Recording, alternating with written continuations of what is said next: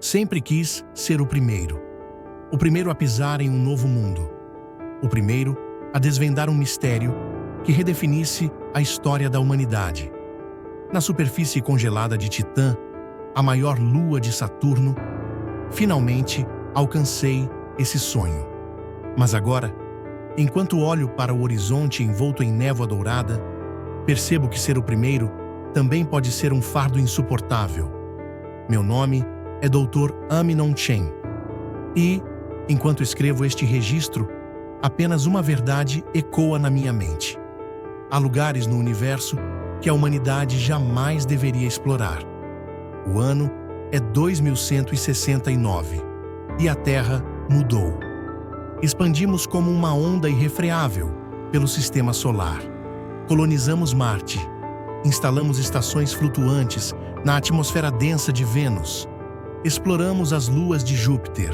Mas os planetas exteriores, Saturno, Urano, Netuno, ainda eram fronteiras em grande parte intocadas.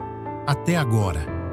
Eu estava em meu laboratório em Marte, mergulhado em análises de núcleos rochosos, quando a notícia chegou. Uma missão conjunta entre a United Earth Space Agency e a Mars Colonial Union seria enviada a Titã. A Lua sempre me fascinou. Sua atmosfera espessa, seus lagos de metano líquido, seu potencial para abrigar vida. Naquela noite, sob a luz tênue do amanhecer marciano, tomei minha decisão. Eu precisava estar nessa missão. A seleção foi brutal. Centenas de candidatos brilhantes, astronautas e cientistas competindo por 2 vagas. Testes físicos extenuantes, avaliações psicológicas minuciosas, entrevistas que pareciam examinar cada pensamento escondido. A pressão era enorme. Dr. Chen, começou um dos entrevistadores, por que você deveria ser escolhido para esta missão? Respirei fundo. Porque Titã não é apenas uma lua para mim. Ela é a chave para entender o nosso lugar no universo. Dediquei minha vida a estudar sua composição única e seu potencial para a vida. Não quero apenas ir a Titã. Eu preciso ir. Por semanas, esperei ansiosamente pela resposta. Quando finalmente chegou, uma simples mensagem parabenizando-me por ter sido escolhido como cientista líder da missão, senti uma mistura de êxtase e terror. O que estava por vir mudaria minha vida para sempre. No dia do lançamento, conheci meu parceiro de missão, o comandante Jack Harper. Ele era experiente, carismático, mas havia algo em seu olhar, algo que parecia pesar sobre ele. Dr. Chen, presumo? Ele disse, apertando minha mão com firmeza. Aminon, por favor, respondi. Então, Aminon, ele sorriu. Pronto para a aventura de uma vida? O Prometheus, nossa nave de última geração, rugiu ao romper a atmosfera de Marte, deixando para trás o planeta vermelho e nos lançando no abismo do espaço profundo. A princípio, Jack era um companheiro animado, enchendo o silêncio da nave com histórias e piadas. Mas, conforme os meses se passaram, notei mudanças. Ele ficava em silêncio por longos períodos, perdido em pensamentos enquanto olhava para a escuridão infinita pela janela de observação. Uma noite, não consegui mais ignorar. Você está bem, Jack? Perguntei, minha voz parecendo estranhamente alta no silêncio do espaço. Você já se perguntou, Aminon? Ele respondeu, sem desviar o olhar. Se há lugares onde não deveríamos estar, lugares que deveriam permanecer intocados?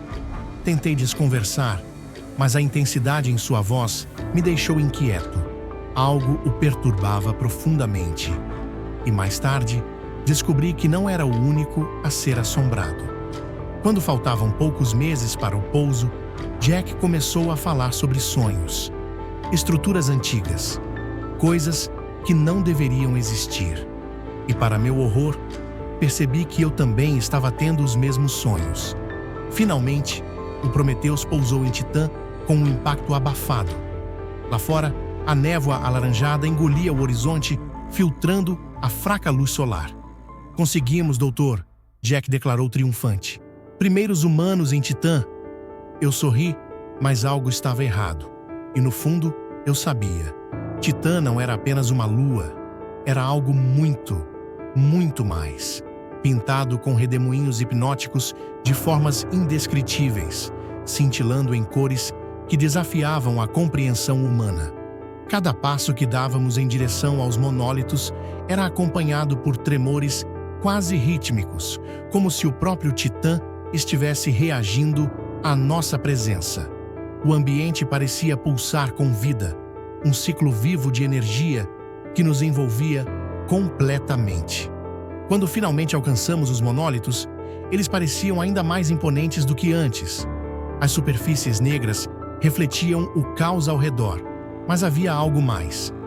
Uma luz pulsante, interna, que agora seguia um ritmo quase familiar.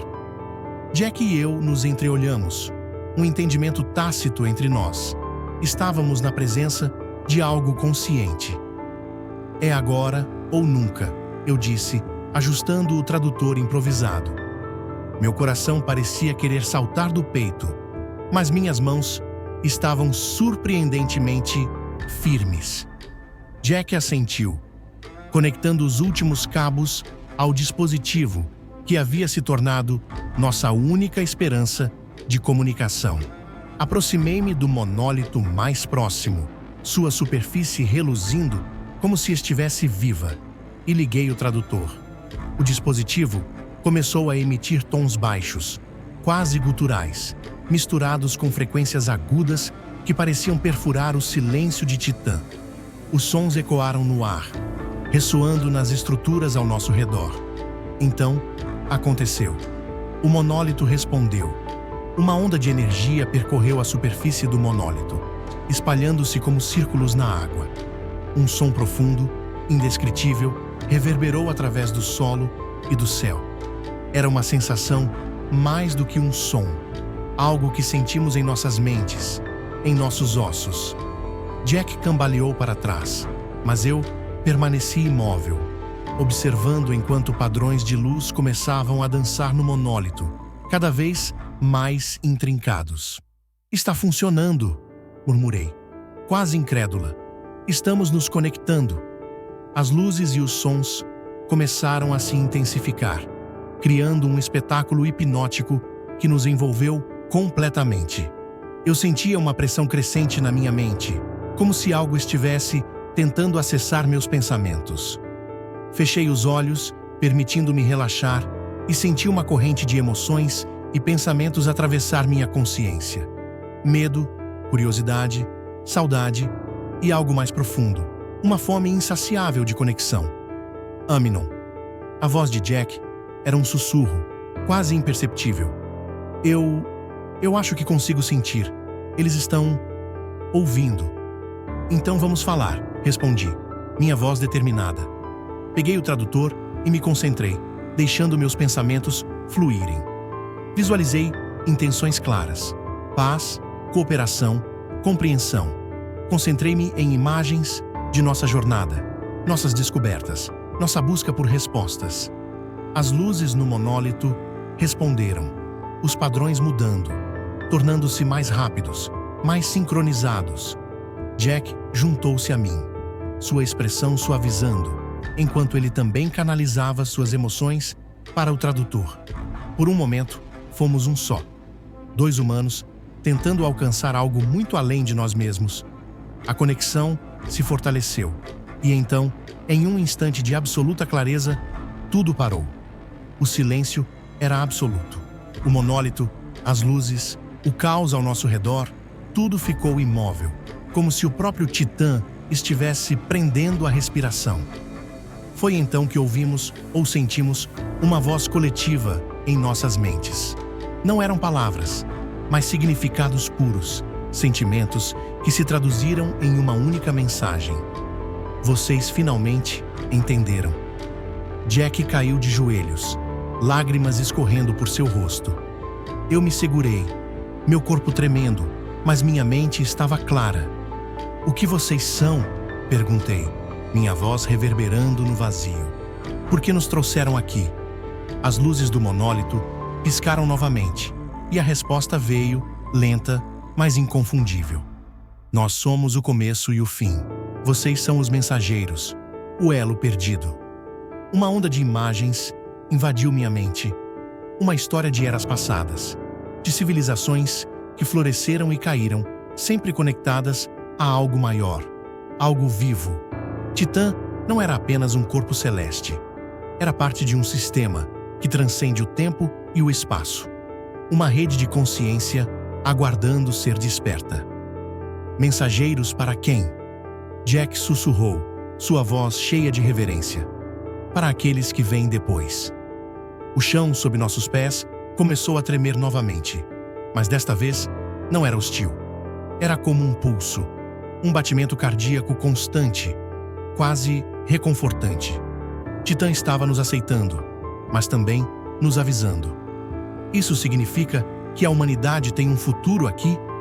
Perguntei, meu coração pesado com o peso da resposta. Se puderem compreender. As luzes começaram a diminuir, e o silêncio voltou. O monólito estava quieto novamente, mas algo havia mudado. Sentíamos isso em nossas mentes, em nossos corpos. Jack e eu nos entreolhamos, sem palavras. Havíamos feito contato. Havíamos aberto uma porta. Mas o que encontrava-se do outro lado?